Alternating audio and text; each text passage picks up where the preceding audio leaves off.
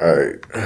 Um, I guess we could start off by so this is a trade recap for what is today? It's July 8th, 2026, and we can start off on seeing where our higher time frame bias was. So I think coming into the morning, I was pretty bearish considering everything that happened yesterday. Um, and yeah, just continuously looked bearish all throughout, and it was getting closer to these lows here. However, I did notice that on ES yesterday,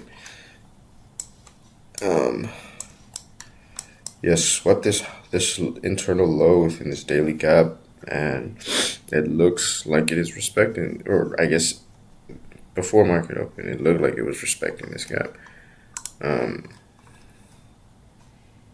yeah, so I was leaning. It's kind of the same scenario as yesterday, where I was leaning more bearish on NQ, and ES looked a lot more bullish. So I was just kind of waiting for price to show me something, and I think for the most part, what I was waiting for, what I was waiting for was to see how price would react off of. Damn, is this selling off right now? How price would react off of some of these highs. Um, but essentially, this high here, I was waiting to see how that would play out. If this high were to get respected, hold on, you could see price going down. But if price were to disrespect it, then you could see it also. You could make the argument for a bullish bias, considering ES was also a lot higher, and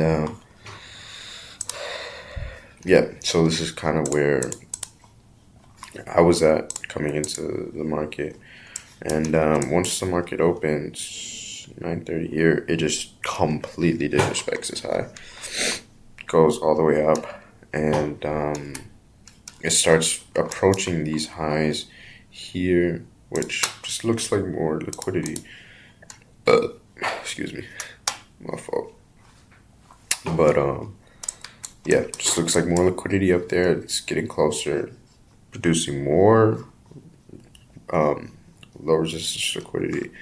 And ES is kind of doing around the same thing, only it just wasn't moving anywhere, to be honest. Like, where's this 8:30? Hold on. Let me look for this seam. I think it's this one. I don't know. Either way, ES just kind of looks like it's consolidating mostly. I mean, it did it basically all throughout the entire day.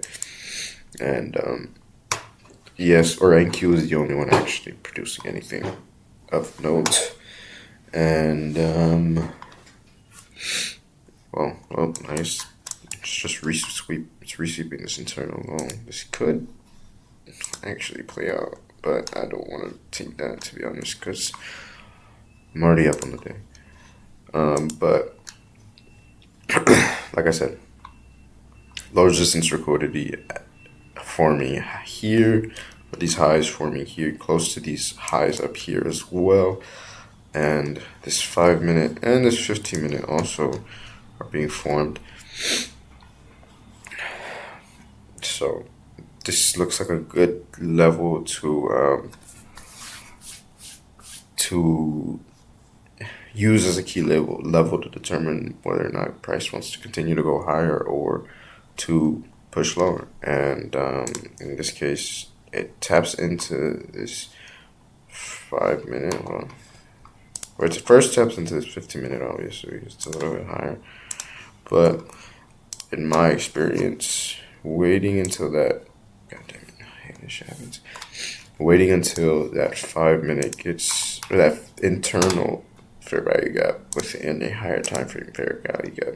Waiting for this smaller time frame fair value gap to get hit before you take a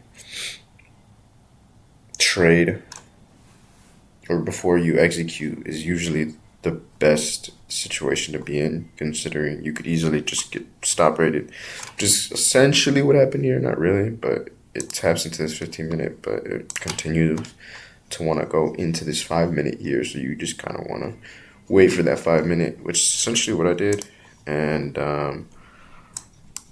there was a 30-second here that took a while to get inversed, actually. But in the end, the displacement was just too good. And unfortunately, it got up to here, and I was just like, you know what, let me just wait for it to. If it leaves without me, it leaves without me, and I don't get it. Cool. And it comes back down, and I was like, you know what, let me just get in. If price is bullish, this should be a protected low, and that was my reason enough. Pretty much. It wasn't like the most straightforward entry, just very much like reactive off of price.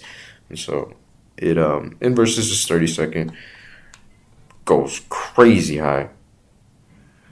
And my fault, I just got a message from my mom. It goes crazy high, and it retraces back here. Like I said, if price wants to go higher, it wants to go higher. So or price wants to go higher, this low should be protected, and price should not come back down here, and which is exactly what happens. And I get in, I think like around here or something. Just put my position in here. I think I was risking like 40 points. Yeah, like around there, 40, 35 points. And I got in with 4 contracts, and I think I TP'd like around there. Because look at this. I mean, price is consolidating like crazy. And yes, it's basically going nowhere for around the same amount of time. So I didn't want to test my luck too much, and just kind of got up to these highs. And luckily, I didn't get stopped out here, because I think I was like around here. I didn't like put it all the way at the swing low, because I didn't want to risk that much. If I wanted to go that low anyways, probably would have just gone. So yeah, and got in, took this trade, and we pretty much banked. And as I said, price action was just kind of booty. So basically, just waiting for this to I guess show my TP, and obviously this, like I said, my fault, I'm retracted. I keep getting fucking messages from my mom. It's throwing me off. Sorry, Mom. But yeah, like I said, get my TP here, not at these highs. Even though these are like stacked up highs, looks good. Like I said, this is just not ideal. You don't want to be in trades for too long. Distribution doesn't look good when it's accumulating, or when it's an accumulation day. It just very much looks like an accumulation day. So you want to take your piece of the pie that aligns with your higher time frame buys, which is essentially what I did. Switched my buys because it started to reach these highs, and so just took it that way.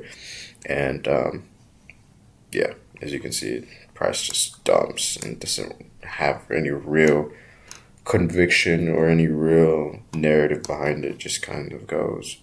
So yeah, that would be it for the day.